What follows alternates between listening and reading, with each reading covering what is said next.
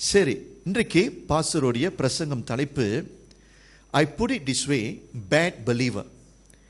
சரியா? Bad believer. Okay, bad பிலீவர்னா ஒரு திருச்சபையை நீங்கள் எடுத்துக்கிட்டிங்கன்னா நல்ல விசுவாசிகள் இருக்கிறாங்க, கெட்ட விசுவாசிகள் இருக்கிறாங்க. ரைட்? ஒரு சர்ச் எடுத்துக்கிட்டிங்கன்னா நல்ல விசுவாசி, கெட்ட விசுவாசி. That is why when Jesus when he used the parable, அவர் சொல்றாரு வலது பக்கத்தில் ஷீப்பு, இடது பக்கத்தில் கோட் சொல்றாரு.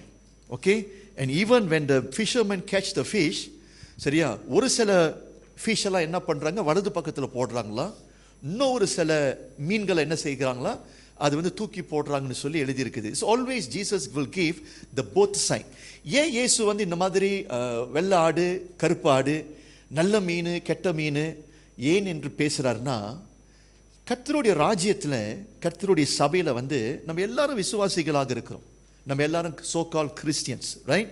we call ourselves as a believer, தேவனுடைய பிள்ளைகள். ஆனாலும் நல்ல கவனிங்க, ஒரு சபையா இருந்தாலும், தேவனுடைய பிள்ளைகள் எண்ணப்படுகிற ஒரு இடத்துல கூடி இருந்தாலும், திருச்சபைக்குள்ளாக இந்த ரெண்டு குழுவினர்கள் இருக்கிறார்கள்.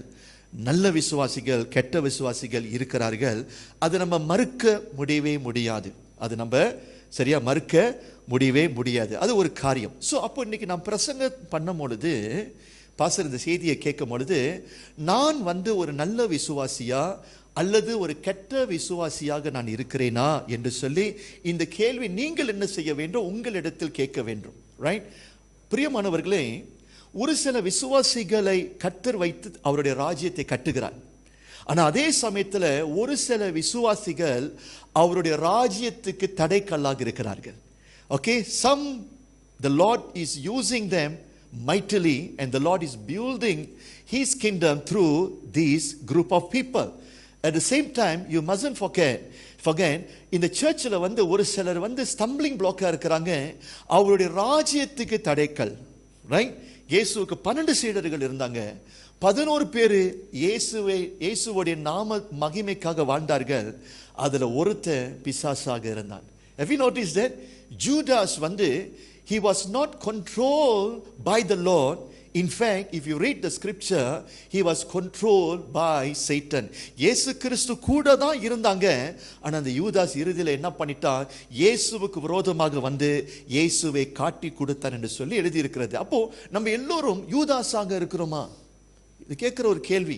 நிச்சயமா இந்த கேள்வி நான் அப்படி பச்சையா நான் கேட்டேன்னா, நீங்க எல்லாரும் என்ன சொல்லுவீங்க, இல்ல பாஸ்டர் நாங்க நல்ல கெட்டவங்கல்ல பாஸ்டர். என்ன பாஸ்டர் இப்படி சொல்றீங்க பாஸ்டர், நாங்க எங்களெல்லாம் பார்த்தா கெட்டவங்க மாதிரி இருக்குதா பாஸ்டர், நாங்களாம் ரொம்ப நல்லவங்க pastor. It is I'm not here to judge you, but the Lord is there to judge the believers. All right? So இன்றைக்கு இந்த கெட்டவர்கள், இந்த bad believer னு சொல்லும் பொழுது, ஒரு தம்பதிகளுடைய வாழ்க்கையை எடுத்து உங்கள் மத்தியிலே ஒரு செய்தியை நான் பிரசங்கம் பண்ண இருக்கிறேன். இந்த தம்பதிகள் யாரு? அனானியா, சப்பீரா. அனானியா, சப்பீரா. சோ பாஸ்டர் கூட இப்பொழுது எல்லாரும் வாங்க, அப்போஸ்தலர் 5ஆம் அதிகாரத்துக்கு வாங்க. Turn with me to book of Acts chapter 5. We going to meditate upon the life of these husband and wife called Ananias, Sapphira. Right? Ananias, Sapphira உடைய வாழ்க்கையை குறித்து நம்ம என்ன செய்ய போறோம், நம்ம பார்க்க போகிறோம். இருக்குதா? Now, இப்போ நீங்க அனானியா சப்பீராவுடைய அந்த சாப்டர் நீங்க திறந்துட்டீங்கன்னா, chapter 5, book of Acts chapter 5, அப்போஸ்தலர் புத்தகம் 5ஆம் அதிகாரம் அந்த முதல் 11 வசனத்தை நம்ம பார்க்க இருக்கிறோம். நீங்க திருப்பிட்டீங்கன்னா பாஸ்டர் பாருங்க. I no need to go through all the stories. Now எத்தனை பேர் இந்த ஸ்டோரியை படிச்சிருக்கிறீங்க, அட்லீஸ்ட் கேள்விப்பட்டு இருக்கிறீங்க? ஒரு ஆமீன் சொல்லுங்க. சரி, அப்போ I no need to go through in டீட்டெயில்ஸா.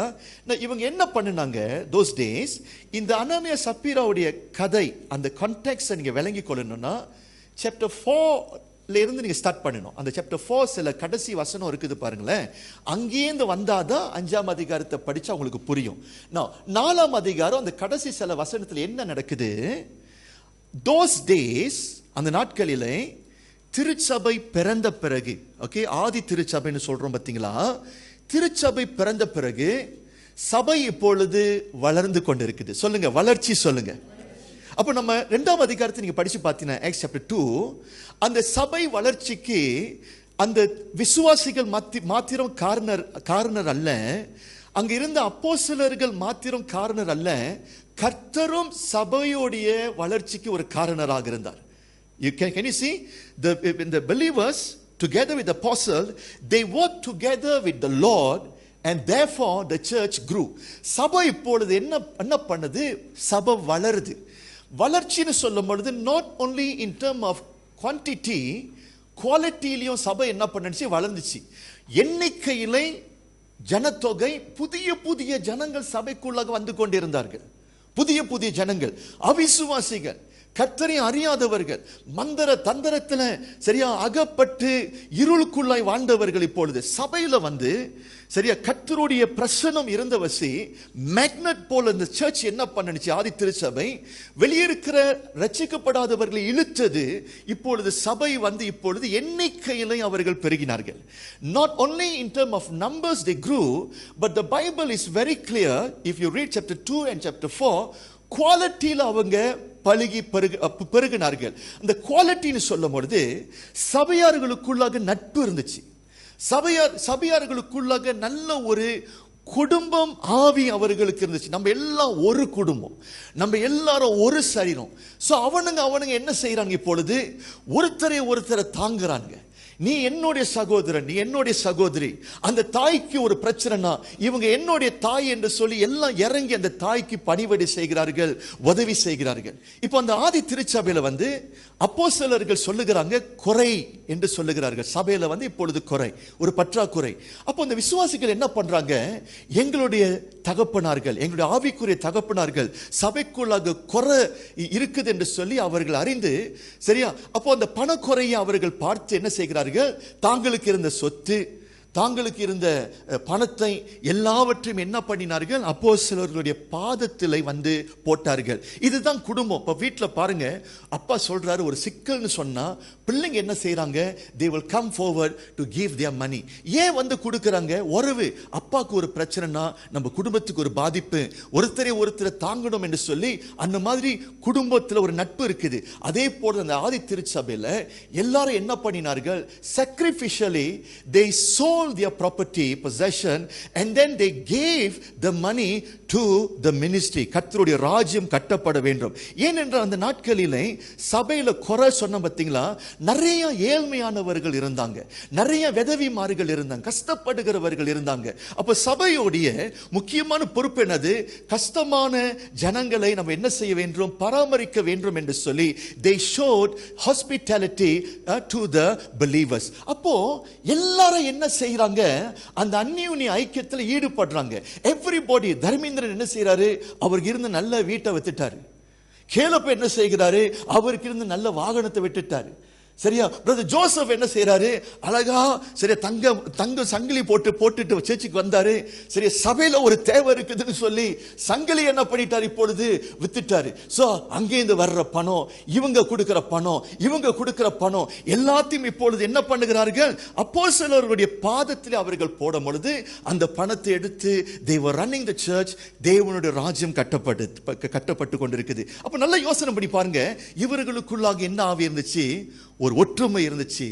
சரியா, ஒரு குடும்பத்தின் ஆவி இருந்துச்சு, நல்ல ஆவி இருந்துச்சு. கர்த்தர் என்ன செய்கிறாரு?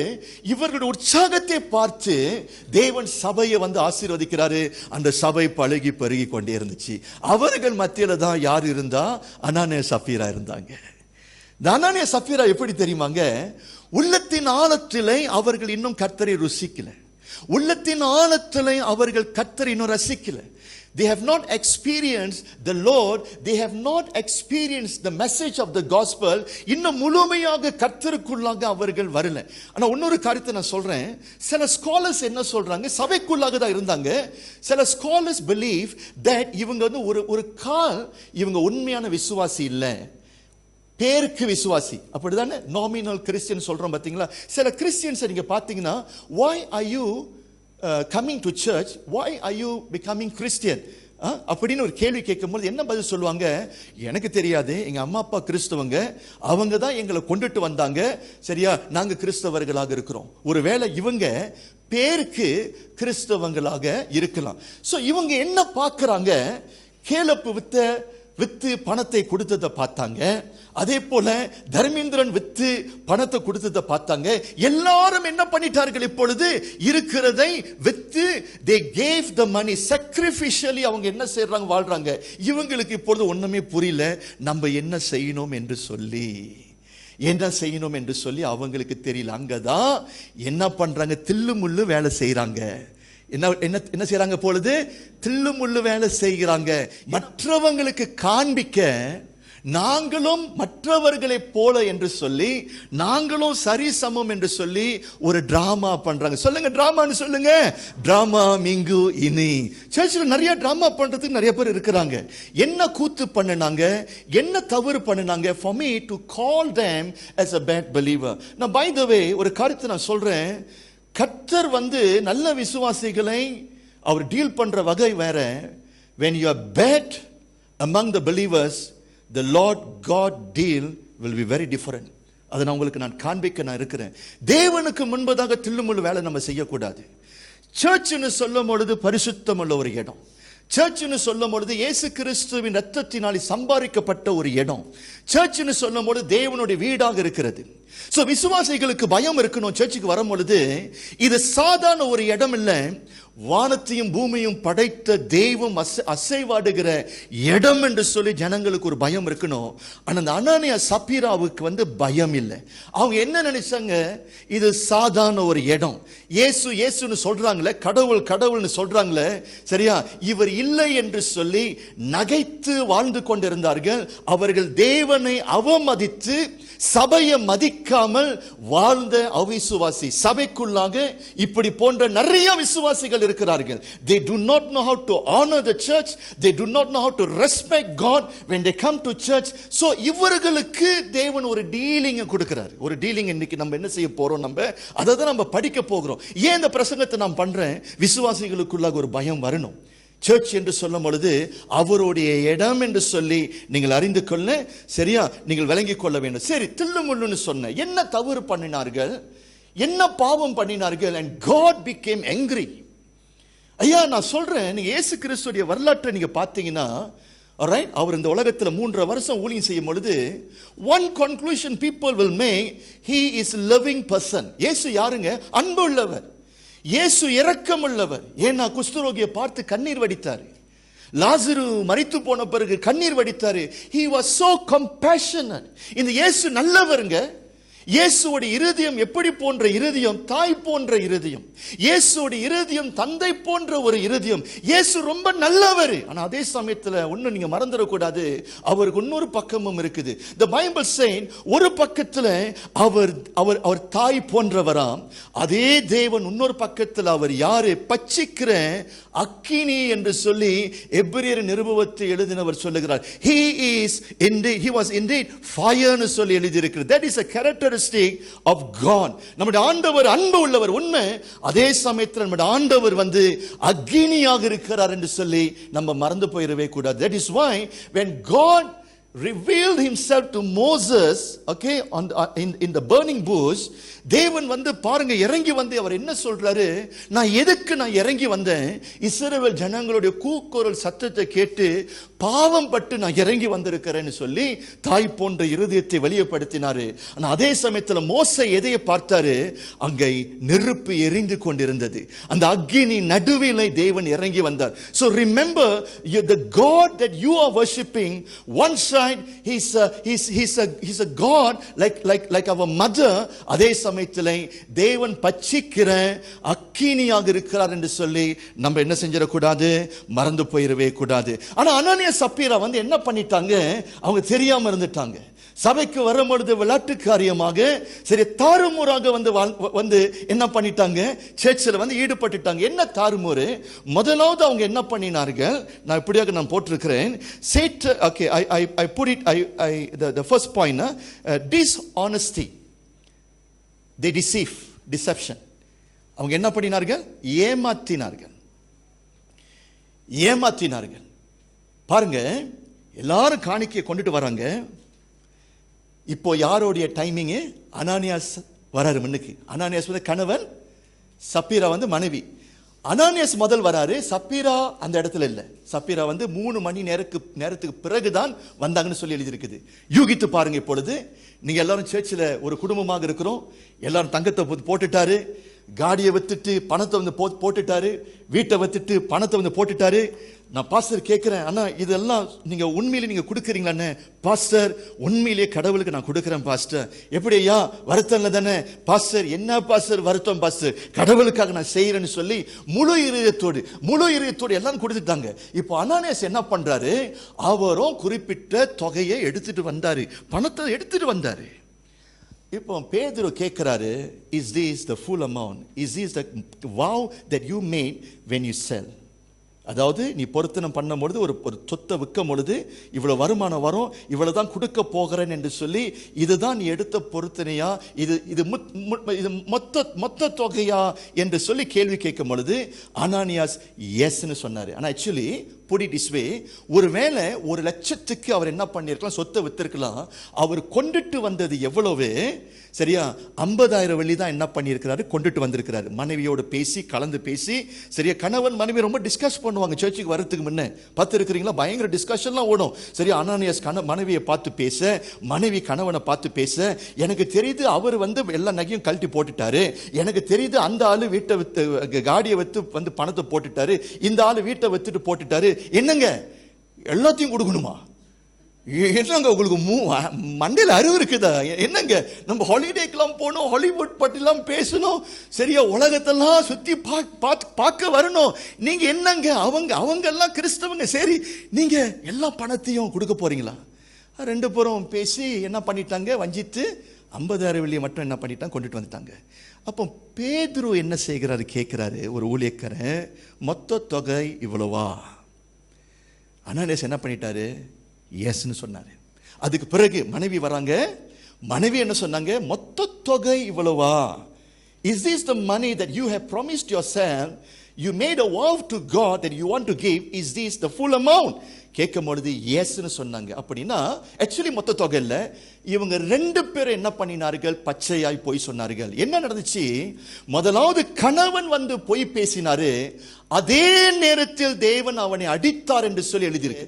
ஏனென்றால் சபைக்குள்ளாக வந்து ஒரு தேவ மனுஷனுக்கு முன்பதாக வந்து தேவ பிரசன்னத்திலே அவர்கள் போய் பேசினபடினால் அவனை கர்த்தர் என்ன பண்ணினார், அடித்தார். என்ன பண்ணினார்கள், அடித்த பிறகு பணத்தை ஒரு சிலர் வந்து தூக்கிட்டு போனார்கள். தூக்கிட்டு போன பிறகு இப்பொழுது யார் உள்ளுக்கு வரா, இயேசு நல்லவர், இயேசு வல்லவர், என்றென்றும் மாறாதவர், உற்சாகத்துடா ஓ ரப ரப ரப ரபன் யார் வராங்க, மனைவி வராங்க. இயேசு நல்லவரா, ரப ரப ரபா, உள்ளுக்கு சபீரா இது மொத்த தொகையா? சபீராவுக்கு தெரியாது கணவன் வந்து போய் சேர்ந்துட்டாருன்னு சொல்லிட்டு. கர்த்தர் என்ன பண்ணிட்டாரு, அடிச்சிட்டாருன்னு சொல்லிட்டு. யாருக்கு தெரியாது, சபீராவுக்கு தெரியாது. சரியா அவங்க என்ன பண்றாங்க, இப்பொழுது இது மொத்த தொகைன்னு சொன்னாங்க. அவங்க சொன்ன வகை நேரத்தில் கர்த்தருடைய கரம் அந்த இடத்துக்கு வந்தது, கோபம் வந்தது. கர்த்தர் என்ன பண்ணினார், சபீராவை கர்த்தர் அடித்தார். ஒரே நாளிலே ஒரு சபையில வந்து என்ன நடக்குது, சரியா 2 அடக்கம் ஆராதனை நடப்பதை நாம் பார்க்கிறோம். ஏனென்றால் பொய் சொன்ன வசி ஒன்று.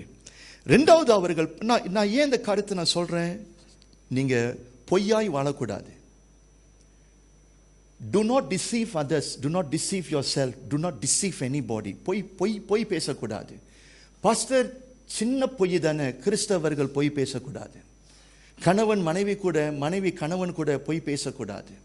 தேவன் பொய் பேசுகிறவர்களை தேவன் வெறுக்கிறார், நீங்கள் மறந்து போகக்கூடாது. நான் சொல்றேன், பொய்யுக்கு பிதா யாருங்க? பொய்யுக்கு பிதா பைபிள் என்ன சொல்லுது, பொய்யுக்கு பிதா சாத்தான். அப்போ நீங்கள் பொய் பேசும் பொழுது, பாஸ்டர் சின்ன பொய் தானே நான் பேசுறேன், நீங்க உள்ளுக்கு மனசு உள்ளத்திலிருந்து பொய் வெளியே வரும்போது என்ன அர்த்தம், you are not filled with the spirit of God, you are filled with your flesh and you can be filled with Satan's spirit. பொய் பேசுகிறவர்களுக்குள்ளாக யாரு இல்லைங்க, தேவன் இல்லை. பொய்யிடத்தில் தேவன் இல்லைங்க, இருள் இடத்தில் வெளிச்சம் இருக்காது. வெளிச்சத்துக்கும் இருளுக்கும் சம்பந்தம் இல்லை. ஸோ நீங்க லகுவாய் பொய் பேசி கொண்டு இருக்கிறீங்கன்னா, கணவன் மனைவி கூட, மனைவி கணவனோடு, சரி பெற்றோர்கள் பிள்ளைகளோடு, சபையார்கள் பாஸ்டரோடு, பாஸ்டர் சபையாரோடு நம்ம டிசைவ் பண்ணி கொண்டு பொய் பேசி கொண்டு இருந்தோம் என்றால் என்ன அர்த்தம்? நம்ம யாருடைய கட்சியில இல்ல, தேவனுடைய கட்சியில இல்ல, நம்ம யாருடைய கட்சியில இருக்கிறோம்? பிசாசோடைய கட்சியிலே நாம் இருக்கிறோம் என்று சொல்லி நம்ம மறந்து போகக்கூடாது. இன்றைக்கு நம்ம போய் பேசுகிறோமா? நம்ம இன்றைக்கு போய் பேசுகிறோமா? இன்றைக்கு உங்களுடைய உள்ளத்தை நீங்கள் ஆராய்ந்து பாருங்க. Are you a honest person? Are you honest Christian? Honest Christian. Pastor Nisi நல்லா கவனிங்க, நான் ஒரு காரியத்தை நான் சொல்றேன். கர்த்தர் உடனே அடிச்சாரு, ரைட்டு தானே? இசி ஒரு சில நேரத்தில் கர்த்தர் என்ன பண்ணுவாரு? the way the Lord revealed the judgment, it can be immediate punishment, immediate judgment. That is why அந்த செய்கையை குறித்து எப்படி எழுதி இருக்கிறாங்கன்னா, அது பேர் miraculous judgment. miraculous judgment. கர்த்தருடைய அற்புதத்தை பல வகையில் அவர் வெளிப்படுத்த முடியும். சப்பானியை கர்த்தர் ஒரு வார்த்தையை சொல்லி எழுப்ப முடியும். அதுவும் ஒரு மிரிக்கல் தான், ரைட்டு தானே? ஆனா இந்த இடத்துல கர்த்தர் செஞ்ச அற்புதம் எப்படி தெரியுமா? ஒரு மனுஷனை அடிச்சிட்டு தான் இருக்கிறார் என்று சொல்லி நிரூபிக்கிறார். விளங்குதா இல்லையா? சோ சில நேரத்தில் கர்த்தர் immediately ஜட்ஜ் பண்ணுவாரு. and I've seen in our church, நம்ம சபையில நிறைய சம்பவங்கள் நடந்திருக்குது. சம்டைம்ஸ் அது சொல்றதுக்கு கூட எனக்கு ரொம்ப பயமா இருக்குது. அநேகரை நான் பார்த்திருக்கேன். immediately when the church members try to be funny with the church, சரியா, the Lord has dealt them very cruelly. நான் என்னுடைய வாழ்க்கையில நான் பார்த்திருக்கிறேன் பிரியமானவர்களே. ஆனா சில நேரத்தில் கர்த்தர் என்ன பண்றாரு? விட்டு பிடிக்கிறாரு. சில நேரத்தில் விட்டு பிடிக்கிறார். நம்ம என்ன பண்றோம்? அனானியா சப்பீரா போல நம்ம விழுவலியே. therefore it is okay for me to tell lies. நான் ஒன்னு சொல்றேங்க, sometimes it can be too late. sometimes கர்த்தர் உன்னை விட்டு பிடிக்கிறாரு. sometimes கர்த்தர் உடனடியாக உன்னை அடிக்கவும் கர்த்தர் முடியும். அவருடைய கிருபையினாலே அவர் என்ன செய்ய மாட்டாரு? இந்த நாட்களிலே அனனியா சப்பீரா காரியத்தை அடிக்கடி செய்ய மாட்டாரு. but rather the Lord will give us, சரி, the Lord is patient towards us. so நம்ம என்ன செய்யணும்? ரொம்ப கவனமா இருக்கணும். போய் பேசுகிறோமா? அனனியா சப்பீரா போய் பேசினார்கள், தேவனுக்கு கோபம் உண்டாகப்பட்டது. இரண்டாவது, இந்த அனனியா சப்பீராவுடைய பிரச்சனை என்னது? நான் என்ன பார்க்கிறேன்? they were hypocrites. ஹிப்போக்ரிட்ஸ்னா என்ன தெரியுமா? மாயக்காரர்கள். அவங்களுக்கு அந்த உண்மையான அன்பு அவங்களுக்கு இல்லை. நீங்க அந்த 4ஆம் அதிகாரத்தை படிக்க சொன்ன பார்த்தீங்களா? நல்ல விசுவாசிகள் அவங்களுக்கு இருந்த குணம். குறிப்பா பர்னபாஸை பாருங்க. பர்னபாஸை சொத்தை வித்தான். அவன் கொடுக்கும் பொழுது உண்மையாக கொடுத்தான். பர்னபாஸ் உண்மையான விசுவாசி. He was a man who loved God. He was a man loyal to God. He was a man full of honesty. இது யாரு? பர்னபாஸ். ஆனா இவங்க என்ன பண்ணுனாங்க? இவங்களுக்கு பர்னபாஸ் கேரக்டரிஸ்டிக் இல்லை. ஆனா பர்னபாஸை போல நடித்தார்கள். நிறைய சர்ச் மெம்பர்ஸ்ல நடிகர்கள் நிறைய இருக்கிறாங்க. சர்ச்சில் நடிகர்கள் நிறைய இருக்கிறாங்க. வெளியே தோற்றத்தில் எல்லாம் பக்தியா இருக்கிறாங்க. வெளியே தோற்றத்தில் எல்லாம் சுத்தமா இருக்கிறாங்க. ஆனா நான் ஒண்ணு சொல்றேங்க, அவங்க சர்ச்சுக்கு வரும் பொழுது அவங்களுடைய கேரக்டர் வேறதான். வீட்டுக்கு போன பிறகு, உலகத்துக்கு போன பிறகு, வேலை செய்கிற இடத்துக்கு போன பிறகு அவருடைய கேரக்டரை பார்த்தீங்கன்னா, they got nothing to do with Christ, they got nothing to do with Jesus Christ. சரியா? they were hypocrites. இயேசு எப்படி டிஸ்கிரைப் பண்றாருன்னா, இயேசு இருந்த காலகட்டத்திலும் மாயக்காரர்கள் இருந்தாங்க. மாயக்காரர்களை பார்த்து இயேசு என்ன சொன்னார்? ஐயோ உங்களுக்குன்னு சொன்னார். Jesus said, woe to you. மாயக்காரர்களை பார்த்து இயேசு அந்த வார்த்தையை சொன்னார். ஏன்னா இந்த மாயக்காரர்கள் என்று சொல்லும் பொழுது அவர்கள் ஆபத்து. இயேசு அவங்களை எப்படி டிஸ்கிரைப் பண்றாருன்னா, those days இயேசு இருந்த காலகட்டத்தில் கல்லறைகள் இருக்கும். யூதர்களுடைய கல்லறை வெளியே வெள்ளையா இருக்கணும். I went to Jerusalem. I still remember. அந்த ஜெருசலம் அந்த சிட்டி ஆஃப் டேவிட் அந்த மலை இருந்துச்சு. அங்கே மேலே ஏறி கீழே எல்லாம் நிறைய கல்லறைகளை நான் பார்த்தேன். யூதர்கள் புதைச்ச யூதர்களுடைய கல்லறைகள். ஏன் அந்த இடத்துல யூதர்களுடைய கல்லறை அங்கே இருக்குதுன்னா, they believe one day when Messiah return, அந்த இடத்துல தான் மெஸ்ஸாயா இறங்கி வருவார். அன்றைக்கு அவர்கள் எழும்புவார்கள் என்று சொல்லி அவர்களுக்கு நம்பிக்கை. நீங்கள் அங்கே பார்த்தீங்கன்னா இப்போ ஹாங்காங்கு நீங்கள் போனீங்கன்னா கலர்ஃபுல்லாக இருக்குது, கலராக இருக்குது. நான் அது இந்தியன்ஸோடைய ஒரு ஆசைலா. ஆனால் யூதர்கள் எப்படின்னா கல்லறை வெளியே வந்து வெள்ளையாக இருக்கும். அப்போ ஜீசஸ் டிஸ்கிரைப் பண்ணுறாரு இந்த ஹிப்போக்ரிட்ஸை பார்த்து, வெளியே வந்து எல்லாம் வெள்ளை, உள்ளுக்கு என்னது எலும்புக்கூடு. இந்த அனானியா சப்பீரா இருக்கிறாங்களே, வெளியே வந்து பக்தி உள்ளவர்கள், வெளியே அவங்க பேசும்பொழுது ஹல்லேலூயா பிரைஸ் தி லார்ட், எப்படிமா இருக்கு, நல்லா இருக்கிறீங்களா, God is good, hallelujah praise the Lord, oh இயேசு நல்லவர் பிரைஸ் தி லார்ட். வெளியே உள்ளுக்கு எலும்புக்கூடு. You see, God hates hypocrites. That is why Jesus said, woe to you. இன்னைக்கு ஹிப்போக்ரிட்ஸா இருக்கிறீங்களா? அனானியாஸ் சப்பீரா போல தேவன் அதை வெறுக்கிறார். மூன்றாவது, இந்த அனானியாஸ் சப்பீரா வந்து ஏன் இவங்க கெட்ட விசுவாசி என்று சொன்ன, நல்ல கவனிங்க, யாரு கேள்வி கேட்டா? இவ்வளவுதான் மொத்த தொகையான்னு சொல்லி யார் கேள்வி கேட்டா? பேதுரு கேட்டாரு. பேதுரு யாரு? அந்த நாட்களிலே ஒரு சபைக்கு ஒரு மேய்ப்பன். He was in the position of a shepherd, leader. பேதுரு வந்து ஒரு சாதாரண மனுஷன் தான். ஆனா பேதுருவை முன்றுக்கு நிறுத்தியது யாரு? கர்த்தர். இது நீங்க மறந்து போகவே கூடாது. இப்போ ஒரு சர்ச் இருக்குது, இந்த சர்ச் வந்து யாருடைய இன்ஸ்டிடியூஷன்? காடோட இன்ஸ்டிடியூஷன். இந்த சர்ச்சை வந்து ஆரம்பித்தவர் யாரு? தேவன். That is why I say இது அவருடைய வீடுன்னு சொல்றேன், இது அவருடைய அமைப்பு. அதே சமயத்தில் முன்னுக்கு வந்து ஒரு போதகர் நிற்கிறார் பார்த்தீங்களா? என்னுடைய சுயத்திலே நான் வந்து நிற்கல, என்னை அவர் தெரிந்தெடுத்து அவர் அபிஷேகம் பண்ணி என்னை முன்னுக்கு என்ன பண்ணியிருக்கிறார்? நிறுத்தி இருக்கிறாரு. விளங்குதா இல்லையா? ஐ திங்க் ஒரு 2-3 weeks ago ஒரு எல்டரையும் 2 டீக்கன்ஸ் நம்ம என்ன பண்ணணும்? அப்பாயிண்ட் பண்ணணும், ரைட்? அவங்களுக்கு அந்த ஆர்டினேஷன் செஞ்சோம். நம்ம அந்த ஆர்டினேஷன் கொடுக்கும் பொழுது it is not man made, it was actually ordination done by God himself. ஏன்னா வசனத்தில் எழுதியிருக்கிறபடி அவங்களுக்கு என்ன பண்ணிருக்கிறோம்? ஆர்டினேஷன் கொடுத்திருக்கிறோம். இப்போ என்ன ஆகுது? இந்த அனானியா சப்பீரா என்ன நினைச்சாங்க? இந்த பாஸ்டர் பீட்டர் இருக்கிறார் பார்த்தீங்களா, அவரும் நம்மை போலதான், அவருக்கும் நமக்கும் என்ன இல்லை, வித்தியாசம் இல்லை. பணத்தை கொடுத்து அவரை வாங்கிடலாம், ரொம்ப பெருசா வீரப்பா முன்னுக்கு பேசுவாரு, பின்னால காசு கொடுத்து இந்த ஆள் என்ன பண்ணிடலாம்? வாங்கிடலாம். நம்மை போல சாதாரண ஒரு மனுஷன் சொல்லி என்னன்னாங்க. That is why பீட்டர் அவங்கள பார்த்து கேள்வி கேட்கும் பொழுது இது முழு தொகையா? அவங்க என்ன சொன்னாங்க? பயம் இல்லாம எஸ்ன்னு சொன்னாங்க. திமிரு தானே. பட் யூ மஸ்ட் அண்டர்ஸ்டாண்ட், பேதுரு அதற்கு என்ன பதில் சொன்னாரு? You have not lied to a man, you have lied to the Holy Spirit. ஆனா actually technically speaking பொய் பேசினது யாரு? அனானியா சப்பீரா. யாருக்கு விரோதமாக பொய் பேசினாங்க? பேதுருக்கு விரோதமாக தான் பொய் பேசினாங்க. ஆனா பாருங்க, பேதுரு என்ன சொல்றாரு? நீ மனுஷனுக்கு விரோதமாக நீ பொய் பேசல, தேவன் அபிஷேகம் பண்ணினார் பாத்தீங்களா, தேவனுடைய ஆவியை உள்ளுக்கு வச்சாரு பாத்தீங்களா, எனக்குள்ளாக அவருடைய ஆவி இருக்குது, நீங்க யாருக்கு விரோதமாக பொய் பேசிட்டீங்க? தேவனுக்கு விரோதமாக நீங்க பொய் பேசுனீங்கன்னு சொல்லி அப்படியாக சொல்லுகிறாரு.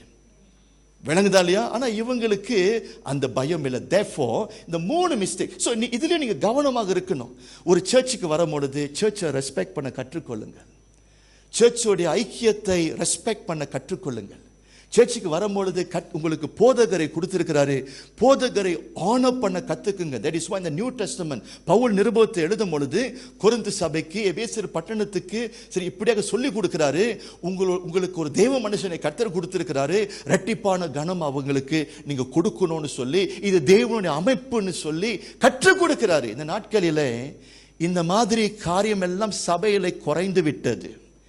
இன்றைக்கு ஊழியக்காரர்களை மதிக்க தெரியல, சபையை மதிக்க தெரியல, சபையோட பெயரை வந்து மதிக்க தெரியல. இன்றைக்கு அவ்வளோ மோசமாக இன்றைக்கு கிறிஸ்தவர்கள் போய்கொண்டிருக்கிறார்கள். ஆனா இந்த இடத்தில் பிரியமானவர்களே நல்ல கவனிங்க, இவர்கள் இப்படி செய்தபடினால் தேவன் செயல்பட்டார். இவர்கள் இப்படியாய் தாறுமுறாய் இவர்கள் செயல்பட்டபடினால், நான் சொல்றேன், நம்ம தேவன் ரொம்ப ரோசம் உள்ளவர். தேவன் ரொம்ப ரோசம் உள்ளவர். The moment you disrespect the church, disrespect the man of God, கர்த்தர் ரோசம் உள்ளவராக இருக்கிறாரு. The Lord dealt with them all of them were killed. 2 of them, they were killed. All right? Now, இப்போ தேவனை குறித்து சில கருத்து நான் பேசுறதுக்கு முன்னே நான் இன்னொரு பாயிண்ட், நான் முக்கியமான ஒரு பாயிண்ட் நான் சொல்லிடுறேன். பேதுரு வந்து அனானியாஸை பார்த்து என்ன சொன்னாரு? அந்த வசனத்தை, ஒரு வசனத்தை நீங்க வாசிக்கணும். Maybe we can read that verse. Chapter 5க்கு வாங்க. verse 3 வாசிங்க. அந்த ஒரு 3ஆம் வசனத்தை வாசிங்கம்மா. பேதுரு அவனை நோக்கி, அனானியாவே, நிலத்தின் கிரயத்தை ஒரு பங்கை வஞ்சித்து வைத்து பரிசுத்த ஆவியினிடத்தில் போய் சொல்லும்படி சாத்தான் உன் இருதயத்தை நிரப்பினது என்ன? சாத்தான் சொல்லுங்க. இவன் எங்கிருந்து வந்தாவன்? எப்படி வந்தாவன்? கர்த்தருடைய வீடு, கர்த்தருடைய விசுவாசி, கடவுள் இருக்கிறாரு. இங்க எங்க யார் வந்துட்டா? சாத்தான் சொல்லுங்க. You see, I will read in English. You try to understand. Then Peter said, Ananias, how is it that Satan has so filled your heart that you have lied to Holy Spirit and have kept yourself some of the money you received for the land? இந்த சாத்தான் பாருங்க, அவனுடைய வேலை செய்யறான். கர்த்தர் என்ன செய்யறாரு? அவருடைய ராஜ்யத்தை கட்டி கொண்டிருக்கிறாரு. ஊழியம் வளருது. எந்த இடத்தில் தேவன் மும்முரமாக அவருடைய வேலை செய்யறாரோ அந்த இடத்துல பிசாசும் என்ன பண்ணுகிறான்? அவனுடைய வேலை செய்கிறான். சோ நல்லா யோசிங்க, ஒரு 100 பேர் இருக்கிறாங்க, 2 தவறான விசுவாசி. அப்போ சாத்தானுக்கு தெரியுது, சாத்தானுக்கு டார்கெட் இருக்கு தெரியுமா? எல்லாரையும் அவன் தொட முடியாது. பேதுருவை தொட முடியாது, பர்னபாஸை தொட முடியாது, நல்ல வளர்ந்த விசுவாசிகள் தொட முடியாது. சாத்தானுக்கு தெரியும். ஆனா நம்ம சர்ச்சில் சபையில பலவீனர்கள் இருக்கிறாங்க, ரட்சிக்கப்படாதவர்கள் உட்கார்ந்து இருப்பாங்க. இம்மச்சுவர் கிறிஸ்டியன், வளராத கிறிஸ்டியன். சோ சாத்தான் என்ன பண்ற? யாரை டார்கெட் பண்ணலாம்? யாரு சபைக்குள்ளாக வளராம இருக்கிறாங்க, யாரை நான் யூஸ் பண்ணலாம்னு சொல்லி டார்கெட் பண்ணி அனானியா சப்பீராவை பிடித்து அவர்களுக்குள்ளாக பூந்து அவன் என்ன பண்றான்? வேலை செய்யறான். Satan still can make use of you to destroy the church. கஷ்டப்பட்டு ஒரு சிலர் சபையை கட்டி கொண்டு இருக்கிறாங்க, பாடுபட்டு சபையை கட்டி கொண்டு இருக்கிறாங்க. அதே சமயத்தில் இந்த சாத்தான் என்ன பண்றான்? பலவீனர்களை பிடித்து அவர்களை அவனுடைய ஆயுதமாய் பயன்படுத்தி அவர்கள் மூலியமாக வேலையை செய்ய முடியும். சோ இன்னைக்கு நான் உங்களை பார்த்து கேள்வி கேட்கிறேன், தேவனுடைய தூதர்களா நீங்க அல்லது சாத்தானுடைய தூதனாக இருக்கிறீங்களா? Are you building his kingdom or are you misled by Satan and you are here to destroy the kingdom of God? எந்த கட்சி நீங்க? எந்த கட்சி? ரட்சிக்கப்படாத விசுவாசியாக உட்கார்ந்து இருக்கிறீங்களா? வளராத கிறிஸ்தவங்களாக இருக்கிறீங்களா? பாஸ்டர் எப்படி கண்டுபிடிக்கிறது? பொறாமை உங்களுக்கு இருக்குதா? வெறுப்பு உங்களுக்கு இருக்குதா? வெறித்தன்மை உங்களுக்கு இருக்குதா? காம விகாரம் உங்களுக்கு இருக்குதா? இப்படி போன்ற சரியா கேரக்டரிஸ்டிக் உங்க உள்ளத்துக்குள்ளாக இருந்தா you can be Satan's agent. Satan agent. You could be one of Satan agent. அது நீங்க என்ன பண்ணிடக்கூடாது, மறந்து போயிடக்கூடாது. ஸோ இன்றைக்கு பாஸ்டர் உங்களுக்கு ஒரு ரிமைண்டர் கொடுக்குறேன். You see, Satan unseen agent. God too unseen agent. Can you see God? Can you see God? No. Can you see Satan? No. But you must understand, இந்த சபை வளர்ச்சியில தேவன் என்ன செய்கிறார்? From the background, God is doing his work, right? அதே சமயத்துல நீங்க மறந்து போயிடக்கூடாது, எவ்வளவாய் தேவன் அவருடைய ராஜ்யத்தை கட்டுகிறாரோ அதே போலவே நான் சொல்லுகிறேன், சாத்தான் என்ன பண்ணுகிறான்? அவனும் அவனுடைய ஆட்களை பயன்படுத்தி சாத்தானை கட்டி கொண்டிருக்கிறான். சாத்தானுடைய தூதனாக மாறிராதீங்க. God loves all of you. நம்ம எல்லாரும் எங்க தெரியுமா போய் கொண்டு இருக்கிறோம்? பரலோகத்துக்கு உங்களை கொண்டுட்டு போகிறேன். நான் உங்களை எங்க கொண்டு போறேன்?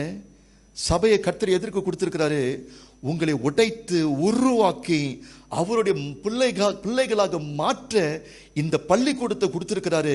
இந்த பள்ளிக்கூடத்தின் மூலமாக பரலோகத்தின் பிள்ளைகளை நம்ம உருவாக்கி கொண்டிருக்கிறோம். We are on our way to heavens. அது நம்ம மறந்து போயிடக்கூடாது.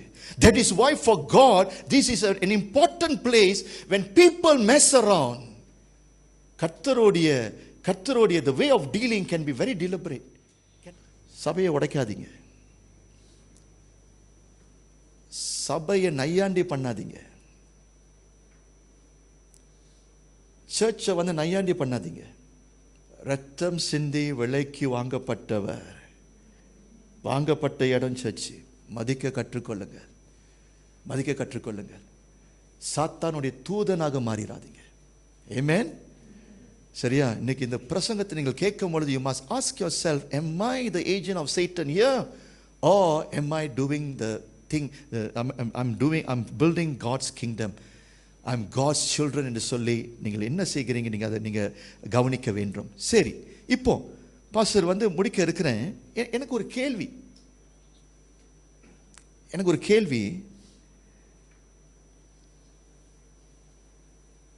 why God was so cruel? ஏன் கடவுள் வந்து கொஞ்சம் கூட ஈவு இரக்கம் இல்லாம அப்பயே அடிச்சு போட்டுட்டாரு? ஒருவேளை அவங்களுக்கு பிள்ளைங்க இருந்திருக்கலாம், நமக்கு தெரியாது. பிள்ளைங்களை அனாதை ஆயிட்டாங்கயா. ஏன் கடவுள் வந்து ஒரு ஈவு இரக்கம் இல்லாம இம்மிடியட்லி கணவன் மனைவியை சபையில் அடிச்சு போட்டுட்டாரு? அதுதான் முக்கியமான ஒரு point. Why instantly the Lord struck them? என்ன காரணம்? நல்ல கவனிங்க. 2-3 காரணம் இருக்குது. ஒன்று, to show to us that he is in the midst of the church, he is the boss. Amen. அவங்களுக்கு சொல்ல நல்ல யோசனை பண்ணி பாருங்க. நம்ம சர்ச்சில் முன்னுக்கு 2 பணம் வந்து விழுந்துச்சுன்னா என்ன பண்ணுவீங்க நீங்க? கிரே சொல்லுங்கம்மா. தொட ஆடும். தொட என்ன செய்யும்? தொட ஆடும், நடுங்கும். நம்ம மத்தியில யார் இருக்கிறா? கடவுள் இருக்கிறார். 5:11 வாசிங்க. 5:11 great fear seized the whole church and all who heard about these events. வாசிங்க அந்த வசனம் 5:11. சபையார்கள் எல்லோருக்கும் இவைகளை கேள்விப்பட்டு மற்ற யாவருக்கும் மிகுந்த பயம் உண்டாயிற்று. ஒரு மிகுந்த பயம் வந்துச்சு. The Lord want to stir the fear. அவர் ஜீவிக்கிறாரு. நான் போன 2 வாரத்துக்கு முன்ன பிரசங்கம் பண்ண பாத்தீங்களா? இயேசு மரித்தாரு, இயேசு அடக்கம் பண்ணப்பட்டார், இயேசு உயிரோடு இருக்கிறார் என்று சொல்லி நிரூபிக்க. Do not challenge God. 7 குத்து விளக்கு நடுவிலே வாசம் செய்கிறவர் நம்முடைய இயேசு ஆண்டவர். ஹalleluya சொல்லுங்க. யோவான் வந்து தரிசனத்தை பார்க்கிறாரு, and the Lord gave him the vision. கடவுள் எங்க நிற்கிறாரா? 7 குத்து விளக்கு நடுவில் நிற்கிறாராம். குத்து விளக்குன்னா என்னது? சபையார்கள் நடுவில் என்ன பண்ணுகிறாரு? நின்று நீங்க என்ன செய்றீங்க, என்ன யோசிக்கிறீங்க, என்ன பண்ணி கொண்டிருக்கிறீங்க, எப்படி போன்ற கிறிஸ்தவ வாழ்க்கையில வாழ்றீங்க, எல்லாத்தையும் கர்த்தர் பார்த்து கொண்டிருக்கிறார். 7 குத்து விளக்கு மத்தியிலே பார்க்கிறார். சோ அந்த இடத்துல ஏன் அந்த சம்பவம் நடந்துச்சு? to teach them, to remind them God is very much alive in the church. That is why I'm so excited for the church. ஏன் இந்த சபையில வந்து நான் பிரசங்கம் பண்றேன், ஏன் சபைக்காக உயிர் கொடுக்கவே தயாரா இருக்கிறேன், ஏன் சபைக்காக எல்லாத்தையும் விட்டுட்டு வந்திருக்கிறோம்? I am excited. I am working along with God Almighty. இது உயிர் உள்ள சபைங்க, இது உயிர் உள்ள சபை. நிரூபிக்க. ஒன்று. இரண்டாவது, God is ready to judge anyone who is corrupting the church. God is ready. If anyone try to corrupt the church, சபைக்கு அசிங்கத்தை, சபைக்கு கரையை நீங்கள் கொண்டுட்டு வர முயற்சி எடுத்தீங்க, வந்து ஈடுபடுவார். ஏன்னா இது பரிசுத்தமுள்ள ஒரு இடம், பரிசுத்தமுள்ள ஒரு இடம். தட் இஸ் வை கொரிந்து நிருபத்தில் பவுல் எழுதுறாரு, நம்ம மத்தியில நிறைய பேர் மரித்து போனார்கள், நிறைய பேர் மரித்து போனார்கள் சொல்லிட்டு ஹோலி கம்யூனியன் குறித்து பேசுறாரு. ஏன்னா கம்யூனியன் டேபிளுக்கு முன்னுக்கு வரும்பொழுது ஜனங்கள் ஏனோ தானோமாக கம்யூனியன் வந்து என்ன செஞ்சாங்க? கர்த்தருடைய அப்பத்தையும் கர்த்தருடைய அந்த இரத்தத்தையும், சரியா, அந்த அர்த்தம் இல்லாமல் வந்து ஈடுபட்டபடினால் கர்த்தர் வந்து ஈடுபடுகிற அநேகர் சிறுச்சபைகளை மரித்து போனார்கள். Because people fail to respect, honor the body of God. So God is here to judge. Change your perception. God is loving, God is loving God. Like கர்த்தர் எப்பொழுதும், நான் எப்படி இருந்தாலும் கர்த்தர் வந்து என்ன செய்வாரு? என் கூட இருப்பாரு. கர்த்தர் வந்து என்னுடைய சொந்தக்காரங்களை, நானும் அவரும் ஈயும் பீயும் போல. ஐயா, அந்த தியோலஜியை விட்டுருங்க. God is so merciful, loving. I believe in that. என் ஆண்டவர் ரொம்ப நல்லவருங்க, உண்மை. ஆனால் அதே சமயத்தில் நான் சொல்றேன், பச்சைக்கிற அக்கினியாக இருக்கிறார் என்று சொல்லி புதிய ஏற்பாட்டில் எழுதி இருக்குது. பாஸ்டர், நீங்க ஓல்ட் டெஸ்டமென்ட் கதையை பேசுறீங்க. I am not talking to you about the Old Testament incidents. I am talking to you what happened during the period of grace. கிருபை காலகட்டத்தில் நடந்ததை நான் காண்பிக்கிறேன். Our Lord is saying, yesterday, today and forever, God is ready to judge. God is ready to judge. ரெண்டாவது, okay, why God was so cruel, why God involved. மூன்றாவது, to prevent the same incident from spreading. இன்னைக்கு அவங்களுக்கு இந்த பாடத்தை சொல்லி கொடுக்கலன்னா அவர்களை போல துணிஞ்சி மற்றவன் போய் பேசுவான். மற்றவன் என்ன செய்வான்? வேஷம் போட்டு சபைக்கு வருவான். மற்றவன் என்ன பண்ணுவான்? ஊழியக்காரனை மதிக்க மாட்டான். சோ இதை சின்னதிலேயே கிள்ளி எடுக்கணும் என்று சொல்லி God knows இது வந்து கேன்சர் நோய் இருக்குது பாத்தீங்களா? எங்க ஆரம்பிக்குது? சின்னதா தான் ஆரம்பிக்குது, சின்ன கட்டி தான். அந்த சின்ன கட்டியிலே நீங்க என்ன பண்ணிடணும்? வெட்டி எடுத்துடணும். அந்த சின்ன கட்டியில வெட்டி எடுக்கலனா அது அப்படியே உடம்பு முழுவதும் என்ன பண்ணிரும்? பரவிரும். ரைட்? அதே மாதிரி தேவன் இதை அறிகிறாரு. சின்னதுல என்ன பண்ணிடணும்? டீல் பண்ணிடணும். அப்பதான் சர்ச் பாதுகாக்கப்பட முடியும். ஆமென். சோ இதை செய்தார் கர்த்தர், to prevent the same incident from spreading. It sounds very cruel, but if you look at the bigger picture, சபையோடைய வளர்ச்சிக்காக சபையை பாதுகாக்க வேண்டும் என்று சொல்லி அவருடைய அறிவில் ஞானத்திலே தேவன் என்ன பண்ணினார்? இப்படி போன்ற காரியங்களை கர்த்தர் செய்தார். ஆமென் சொல்லுங்க. பாஸ்டர் கூட இருக்கிறீங்களா? சரி, கன்க்ளூஷன். முதல் கேள்வி, are we working for the Lord to build his kingdom or we are working for Satan? எந்த கட்சி நீங்க? அனானியா சப்பீராவுடைய கட்சி வந்து சாத்தான். இன்றைக்கு எந்த கட்சியில் நீங்க இருக்கிறீங்க? நீங்க என்கிட்ட பதில் சொல்ல வேண்டாம். Ask the Lord to speak, to minister to you. Lord, where am I standing, Lord? இது வந்து நான் சொல்றேன், it is like காடியில் வந்து என்ன இருக்கும், நான் அடிக்கடி அந்த ஒரு பிளைண்ட் ஸ்பாட் இருக்கும். Blind spot. நம்மளுடைய பிரச்சனை நமக்கு தெரியாது, தெரியுமா? உங்களுடைய மிஸ்டேக் உங்களுக்கு தெரியாது. நீங்க எவ்வளவாய் கரைப்பட்டவர்களாக இருக்கிறீங்க, உங்களுடைய மிஸ்டேக் உங்களுக்கு தெரியவே தெரியாது. You will always see your strong point. Ananias and Sapphira always see their strength. They always feel we are good people. They always feel that we are equivalent to all the good believers. But they fail to see அவங்களுக்குள்ளாக இருக்கிற அந்த விக்கட்னஸை பார்க்க முடியல. இன்னைக்கு நான் உங்களை பார்த்து நான் ஒரு கேள்வி நான் கேட்டேன்னா, சரியா, நீங்க என்ன சொல்லுவீங்க? உங்களை குறித்து நல்லது தான் சொல்லுவீங்க. உங்களுக்குள்ளாக இருக்கிற காலரை பேசுவீங்களா? You will never say to me your weak point. You will always say, நான் நல்லா ஜெபிப்பேன். பாட்டா பாடுவாங்க, நான் நல்லா ஜெபிப்பேன். உண்மையிலே நீங்க ஜெபிக்கிறீங்களா? நீங்க உண்மை பேசுறீங்களா நீங்க? சோ கர்த்தர்கிட்ட சொல்லுங்க, ஆண்டவரே, நான் யார் கட்சியில் நான் இருக்கிறேன்? Am I building your kingdom? Am I here being your agent, or am I here in Satan's agent? அது முக்கியமான ஒரு கேள்வியாக இருக்குது. நான் இன்னொரு காரியம், God is actively working behind the scene in our building. This is an important conclusion that I want to make. நம்ம சபையில கர்த்தர் இருக்கிறாருங்க. ஆமென் சொல்லுங்க. சின்ன சபையா இருந்தாலும், பெரிய சபை சின்ன சபை, இட்ஸ் ஓகே. அவருடைய பிள்ளைகள் கேதர் பண்ணும் பொழுது he has promised that he will be in the midst of his children. நம்ம மத்தியில் யார் இருக்கிறா? தேவன் இருக்கிறாரு. அந்த பயபக்தியோடு வந்துட்டு போவோம். இது அவர் கொடுத்த வீடு, இது அவருடைய ஆலயம் என்று சொல்லி மதிச்சிட்டு நீங்க வாங்க, சர்ச்சுக்கு வாங்க. உங்களை வைத்து கர்த்தர் பெரிய காரியத்தை செய்வார். அனானியா சப்பீராவா இருந்தீங்க, சபை கட்டப்பட முடியாது. சரி, சபை கட்ட முடியாது. Okay, God sees our hearts and motive and he will judge the church. Let us pray. நம்ம ஜெபிப்போம்.